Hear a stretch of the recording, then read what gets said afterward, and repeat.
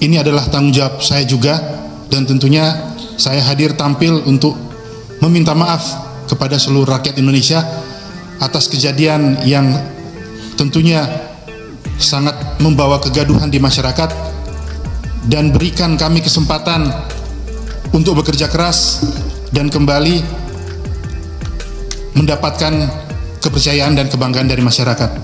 Dirut Pertamina akui sengaja menghilang setelah kasus Pertamax dibongkar. Direktur Umum Dirut PT Pertamina Persero Simon Aloysius Mantiri mengakui dirinya sengaja menghilang setelah Kejaksaan Agung Kejagung membongkar korupsi tata kelola minyak yang melibatkan sejumlah petinggi Pertamina di mana bensin Pertamax dioplos. Simon mengaku tidak ingin memperkeruh suasana sehingga tidak langsung muncul ke publik. Hal tersebut disampaikan Simon dalam rapat dengar pendapat antara Pertamina dan Komisi 6 DPR di Gedung DPR, Senayan, Jakarta, Selasa, 11 Maret 2025.